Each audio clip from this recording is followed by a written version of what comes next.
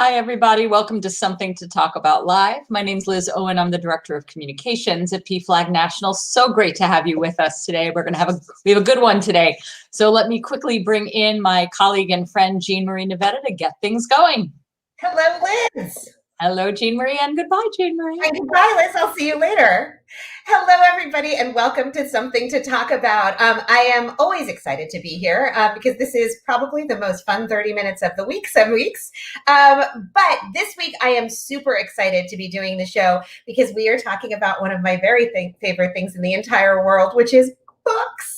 So this week we are talking the LGBTQ, or let's just call it the queer literary canon. And for this week, I have somebody who is, making her second appearance. She was here very briefly last week, who is my colleague, Leticia Mitchell. So Leticia. Hello, Jean Marie and everybody there. How are you doing? I'm doing great. How are you? Not bad. It's a very overcast day. I'm just outside of DC. Yeah, but we're going to make it a super sunny day because you and I have been waiting for this conversation forever. Yes. And so today, for those of you who are joining us live, we are using our article, which you can find at straightforequality.org/discussion series. And this week's article was from Vogue, France, which just makes me feel more attractive saying that. It was 13 queer classics you need to have on your bookshelf. And so it issues this list of 13, I think we can both agree, very interesting books. Yep. That's a good one. That is a nice, safe way to describe this list. Yes. It is a nice way to describe it. And so I want to get into the questions. So once again, for those of you who are joining us online, please visit straightforequality.org/discussion series to get the link to the article and the questions. And so Leticia, I'm going to name a couple of the books that appeared on there quickly. So we have Giovanni's Room, The Line of Beauty, Orlando, Stone Butch Blues, After the Parade. There are 13 books here. So I want to know what belonged on the list, what didn't belong on the list, and let's get into it and why. Okay, great. So one thing I would definitely, it's more about, I would choose a different book by this author actually. And so Jeanette Winterson shows up on the list and I have no argument with her, of course, being on the list. She's fantastic. And definitely canonized and should be, but I would take out Oranges Are Not the Only Fruit and sub in Written on the Body, just because it dialogues with Orlando in these really beautiful ways. And also something that I know that you've talked about on this series actually, and that's bi invisibility. And so Written on the Body is a way for bisexuality to appear. Now it's a very complicated book because, that central character has a gender that's not revealed to us as a reader, but has love affairs with both male and female characters in the novel. And so it's just doing a lot of really wonderful, complex things around sexuality, around gender, and really forces us as readers to ask some very wonderful questions. I love putting it with Orlando because I think a lot of people miss Orlando for what it actually is. And so I sort of love the idea of juxtaposing. Right, exactly. So I definitely been there, and when I initially saw the list, one thing that I was like, this jumped out to me was Dancer from the Dance, because I just don't like it. And so I wanted to pull it off. However, as I was thinking more about the queer literary canon, I was like, okay, there are some definite reasons, both for its historical value, and then also I'm going to talk a little bit later about the way that it dialogues with some other books that I would like to bring in. But that's where I'll start. I know that you have some things that I know that you want to probably talk about. It's interesting because we actually had mentioned, we both went to Dancer from the Dance. It's sort of one of the first things that we discussed when we got our hands on this list. And for me, I read it. I've actually read all of Andrew Halloran's books. And I really do. I enjoy his work, but I have to say it's something I've never connected with. And I think it is for the very reason that it is a slice of life that I very much was not part of. It was not my generation. It was not my background, obviously. And so I found myself, when I read them, really struggling with them until I was willing to step back and say, this is important for what it is, for the story that it's telling, for how it tells the story, and even how it's written. But I really kind of struggled with it. And I had to look at that. And I have to admit, I sort of wondered why Larry Kramer's Faggots wasn't on there, but Dancer from the Dance was. Because, you sort of get these interesting timeline pieces with it. But to me, I think what jumped out to me, I totally agree with you on the Jeanette Winterson one. I actually would have put Ruby Fruit Jungle in there as an addition, because I thought it, in some ways I liked it better than Oranges aren't the only fruit. The one that I think was not in the actual formal list, and this tremendously bothered me, and I have my visual aid right here. Zammy, absolutely.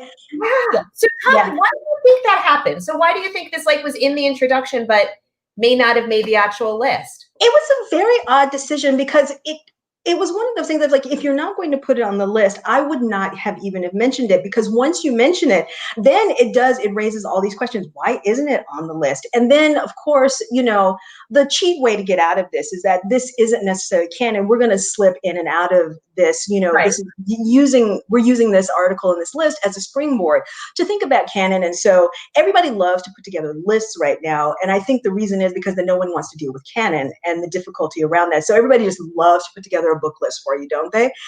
And so they can be idiosyncratic in these ways. But if you mention Audre Lorde, you better have her on the list. And Zammy is too important to everybody. If you're just talking about things that you need to have on your shelf, Zammy needs to be on your shelf. And honestly, you could actually take off Color Purple and take it out of there. Because look, Color Purple is interesting.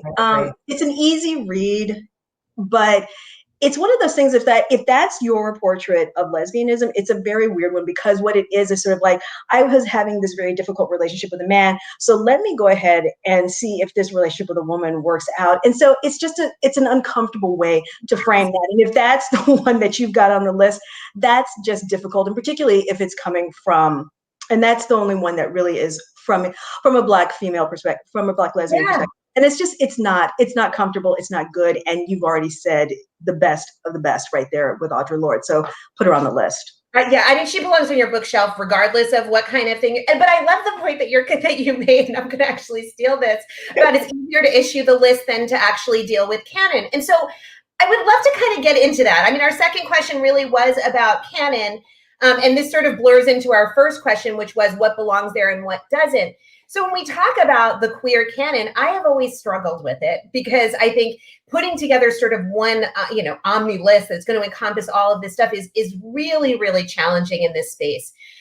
Not just because the stories are so profoundly different, but because even access to some of the writers for this work becomes really challenging. I was actually going through my bookshelf and realized a lot of the things that I would have loved to have discussed, they come in print and they're out of print in no time. And so I don't think that we have the same breadth sometimes to create this. So I'd love to talk about canon, and I'd love to talk about, how do you think it should be handled? Do you think that we should be looking at the lesbian canon, the gay canon, the trans canon, do we need to be sort of really, really breaking it out rather than trying to approach it as this listed, this one sort of queer canon?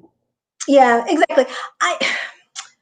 This is a difficult one, because canons are, I think, best if you think of them as functional, that they have to serve they have to serve a purpose.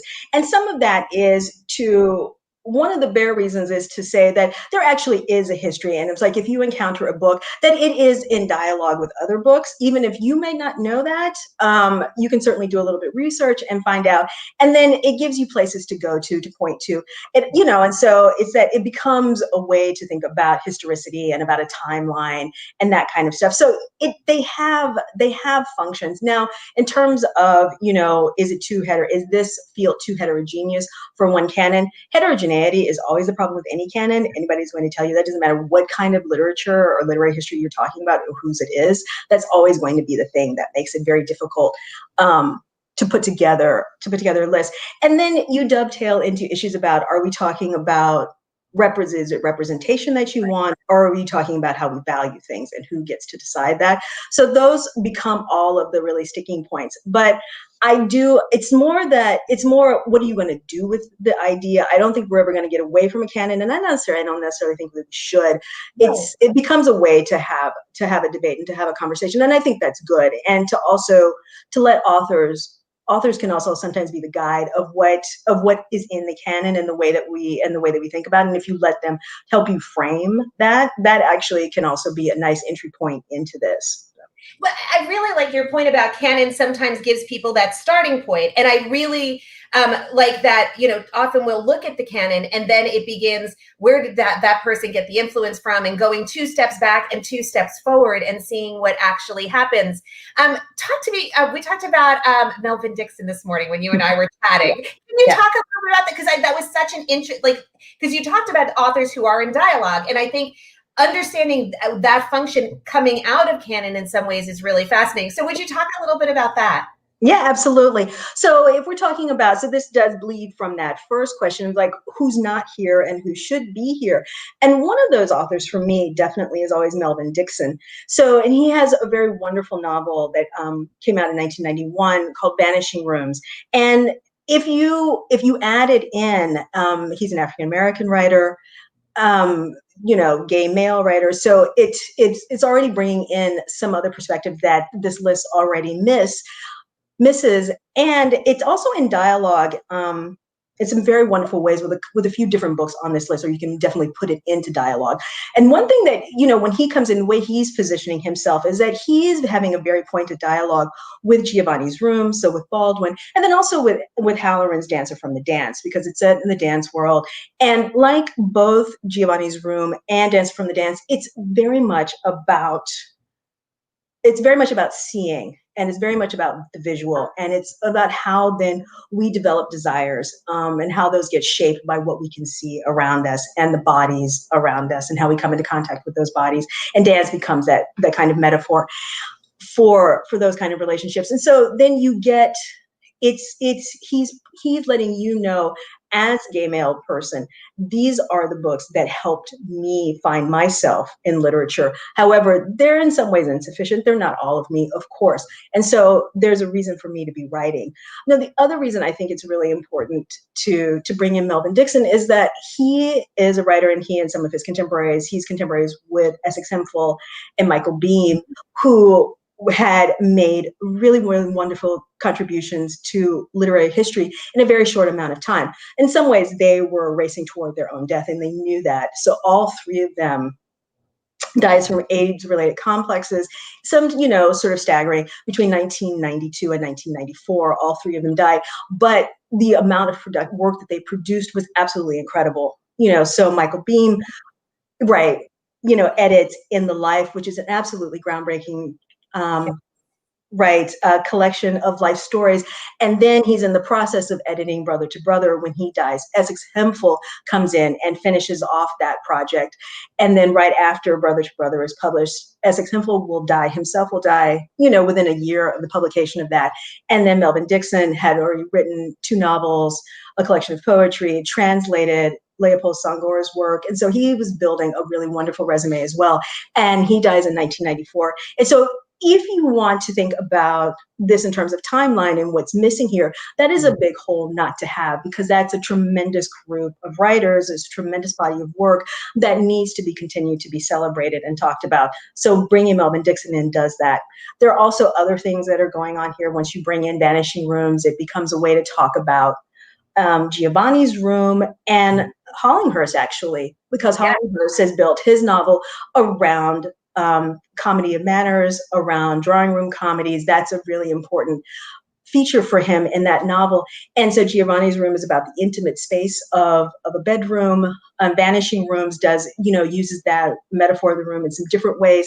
And so then you can see there are all these ways to talk about subject matter, not just history, not just a notion of how I've constructed subjectivity, but it's all these kinds of things. And I just think that's it's a really wonderful addition to have, and to really think about canon in some different ways. And you can start to build it around, is this how I ended up writing my book? Or is this a way that we can talk about some literary issues altogether? So. And I love that, because I think, to your point, this allows us to bring in various voices, different generations of voices, layer upon how they are building on the traditions prior to them. And I think it tells not only the stories that they're telling, but it's also telling the story of how queer culture unfolded. I mean, if you look at that period in the 90s, a lot of people disappear. And that in itself is a story, and the literature that's been written around that, and the literature that frankly didn't happen because of that. So one of the things that often comes up, and I think about this a lot, is books that sometimes don't get considered canon because they don't feel queer enough. And this is a big point of frustration to me. I have to say, when I make my list of books that I think are really important to read, I have A Little Life, which I was just joking about how my copy is falling apart, and The Hours, neither of which are inherently queer books, and yet have these tremendous queer themes and characters who are so absolutely alive. If you've read either one of these, you probably know the characters. You leave them feeling like you're going to miss them. Can you talk about any other books where you think that has happened, or where that might be a problem? Yeah, absolutely. And so it is actually one of the books that's actually on the list. And I was surprised to actually see it on this list, surprised in a good way, actually. And that's Elaine Castro's America is Not the Heart. Because that book, so for those who don't know, Elaine Castro, this is her first novel, and she's a Filipino-American writer. And a lot of what this, the public perception around this book is that because it is about Filipino immigration, and it's got some labor issues in there, and also some progressive political issues and class issues. But the central figure in this novel, Hero, is a lesbian. And that's dealt with very frankly. It's not as if it's just, sort of mentioned in passing. We see her develop a relationship throughout the course of this novel in some very wonderful and frank ways. But all of that being said, this then gets read as a novel that somehow just really deals with immigration. And Castillo it's not that she painted herself into a corner, but it does become you can see where some of that comes from, because she's very much telegraphing for us that she's in dialogue with a particular book, and that's Carlos Beluasan's very foundational memoir, America is in the Heart, which is an immigration story. But unlike that one, where he was really constrained in terms of the full life story that he could tell about himself, it becomes a very hard scrabble memoir about it's very hard to be an immigrant, and it's published in the 1940s, and no one's going to dispute that. But but Beluasan had a much fuller life. He was a progressive labor activist. He starts really moving into a literary life because he wanted to it became a way for him to express all of his inner thoughts and his inner reactions to his situation. So he was also trying to build a career as a writer. He died very young. He died at 56. And Castillo comes in at a different point in history where she can tell a much more complicated and a much truer and actual story about that lived experience. But having said that, she does not always necessarily get framed as part of the queer canon. That book doesn't, in some very frustrating ways. And we talked a little bit about this, all of a sudden, where you bring in gay subjectivity into that full, rich, lived experience, then it's sort of like you're not telling a gay story all of a sudden. It's not queer, or it's not queer enough, and that's just very strange. It is, and it's really frustrating too, because on the one hand, you're like, well, I want everybody to be sort of in the stories and not just one identity, and especially as we increase our awareness of the fact that people have multiple identities and all of these identities are constantly interplaying, it is very frustrating when literature sort of gets cast to the side because it isn't enough of one identity. And I think that's such an interesting point. Yeah. So I want to go, and I know this is going to be a super hard one, and if you actually have one, I'm going to be totally in awe of you, because I don't. I want to talk about the last question, which is, name one book that changed the game for you, and make your recommendation for reading it. And like I said, if you can do just one, I am in such awe. I don't even know what to say. Okay. It's just the only reason I actually have two, but I can do this in one go. That's fine. Okay. And the one that changed the game for me, and it's only he's uppermost on my mind, and it's a collection of short stories by Randall Keenan. He just died at the end of August, actually, and it's his collection of stories from the 90s. Let the dead bury their dead. I cannot tell you how much I absolutely adore this book. Love it. It is raucous. It has the most tremendous life spirit to it.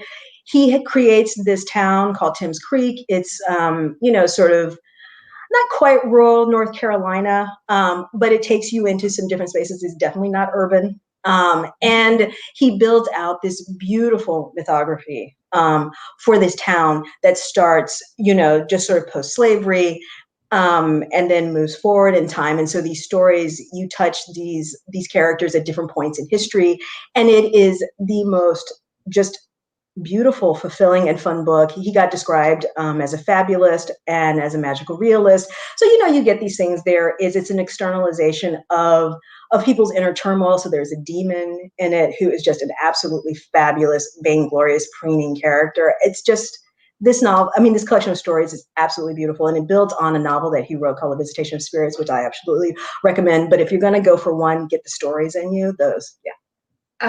Well, it's now officially on my list. So thank you. I am completely bad when it comes to this. I have to say the thing that wasn't on there, and I know people might argue with me, was Fun Home.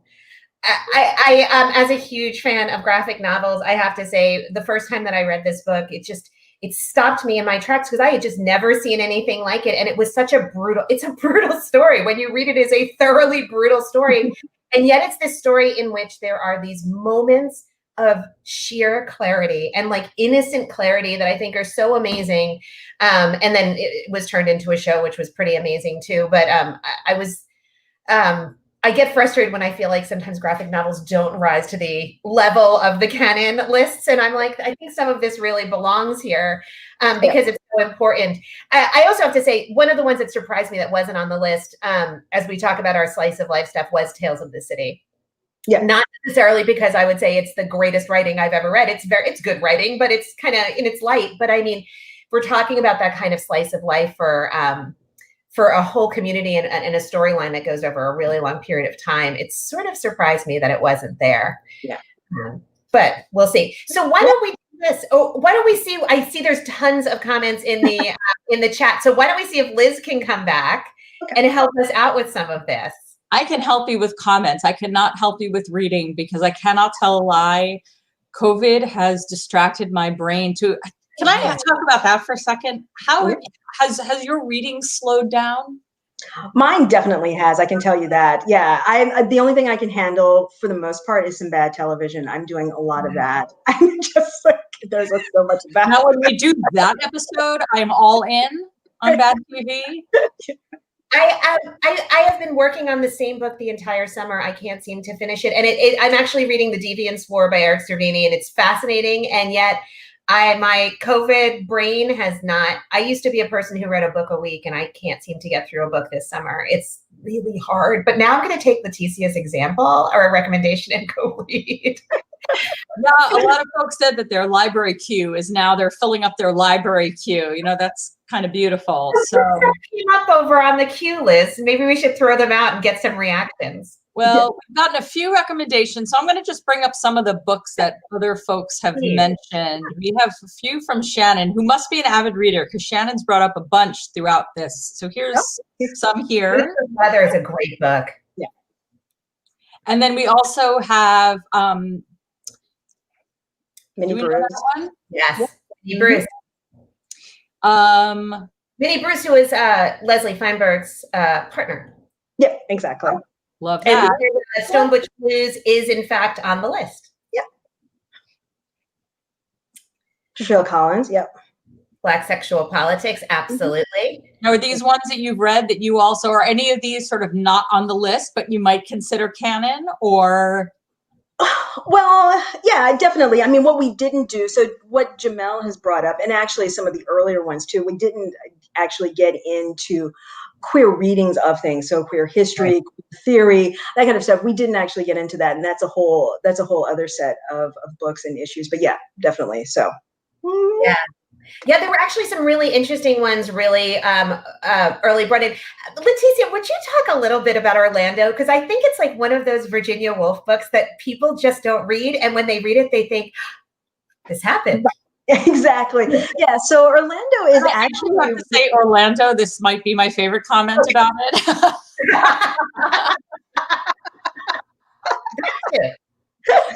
Safe libraries. Yeah, exactly. So Orlando is actually one of the most fascinating books it is about it. You know, I love this. I love the conceit of it because it's got such a great deal of humor and gender play, but it's actually quote unquote supposed to be a biography of this person who never existed. So, and Orlando starts as a very feminine looking male character at the beginning of this novel, and then we sort of move through history at certain points in history with this character, and then at a certain point Orlando becomes a female character. You know, you get into a new chapter and it's like, oh, okay, so here we are. And so it's that thing, and it's this thing that I feel like that women writers, particularly on this list, are doing, and that is really having explicit conversations about gender. And so that's why I wanted to bring in Written on the Body. And this is also where you can bring in Feinberg's Stone Butch Blues as well. And like, what is it that we can, you know, sort of like, if there are certain frames in which we think we construct, you know, womanhood in literary history, then you have these books and you have these authors who are blowing out that frame altogether and saying, none of this works, actually. It's like, I don't want to be in the domestic space. I don't want to be a wife or a mother. I don't want to be a governess. And then certainly if you're not in the domestic order, then you can be a nun or you can be a prostitute. None of this actually works, you know? And so what they do is that they really get us thinking about that. Why are we attached to it? What does that mean? And let's really come up with something. We need something new, way for characters to self-actualize in books. So I saw that as part of our sort of getting into more the commentary, the Femme Mystique, Joe Nestle's book is up there too, which is a really important one, probably huge in my literary and identity timeline, which I think is really important. Leticia, younger? I wanted to bring this comment in because sci-fi and fantasy seems to, certain authors aside, who are currently very problematic. She was always problematic. I'm sorry, because the way that she went after copyright should have been a big clue that there were real issues there. As I was saying, some very problematic people, maybe aside, maybe not. But in general, the sci-fi and fantasy realm seems to be a pretty inclusive space. And I know, Jean-Marie, you have a particular fondness for those. But can you talk a little bit about that? Yeah, I mean, I think it always has been a very inclusive space because I think people who typically are interested in sci-fi are very interested in this idea of a future that is superior to what we are living right now. And I think for anybody who got, wrapped up in Gene Roddenberry's Star Trek tradition, we're looking at we're solving all of the world's ills. And so I think sci-fi and fantasy writing has gone in two directions lately. We've seen a lot of sort of apocalyptic type stuff, which of course we're seeing apocalyptic type stuff, but there also is this sort of genderless future or, sort of gender neutral futures and really playing with the idea of what that means. And I think that that's really phenomenal. And it does it sort of in a safe way because it is a fantasy. And so I think it feels a lot easier to play in that space for many people. And for some people that becomes a bridge to actually reading more serious stuff, which I really love. I love these comments from Shannon. Shannon's all over this. We need to have Shannon on as a guest the next time we talk about how sci-fi and fantasy is how many of us find queer characters. And sometimes the book that changes you is when you find it and at the right age. Yes. Those books, they ask what if. It is the what if, but it's also the possibility. I mean, I always tell the story of being a teenager who knew that I was not straight. And the first place that I would go were bookstores. And it was because I knew that I'd see other people there, but also because I was suddenly surrounded by all of these what ifs for myself. Every single book gave me a what if of what the future could look like that I could not myself see at the time. And I think for especially young people, having this literature and making it accessible is critical. I also like what you said about Orlando, Leticia, when you were talking about, it starts in one way and then you just and then you get to another chapter and the character now is female and you go, okay. And I think sometimes it's easier to say yes to fiction and accept what is put before you than maybe it is with people in real life. Because we're still, right? I think fiction and that, fiction writing really offers an opportunity for just to receive and say yes to what an author puts forward in a way. Yeah, exactly. Because it becomes a conversation that you can have with yourself. You can start to ask yourself these questions, and it's not burdensome in the way that trying to live in that or being confronted with it, in the real world. It's a moment. It is precisely that. It can become that moment of reflection. It's sort of like, okay, let me parse this out, and you can take your own time with it in some sense, and not harm anybody in the real world when you do it. Exactly. Nobody gets damaged. Well, I don't know how this happened, but you got 1 minute. I know, that's it. We have to. Leticia, thank you so much for making my dream show come true, because I wanted to do books and I knew you were the right person. So thank you so much. And Liz, thank you again for making sure that the show runs and that we are all on time and that everybody's being heard. We're really lucky to have both of you working on this too. So thank you both. And for everybody out there, we look forward to seeing you again next week. So as a reminder, we are still all wearing our masks. Please notice that mine does match my dress. And so we leave you with 3 things as we do every week. Run fast, laugh hard, and be kind. And most of all, wear your mask. We will be back next Thursday with a whole new topic, and we cannot wait to talk to you again. Please visit us at pflag.org if you need any help. My name is Jean Marie Navetta. This is Something to Talk About, and we'll be back again next Thursday at the same time. Thanks, everybody. Have a safe week.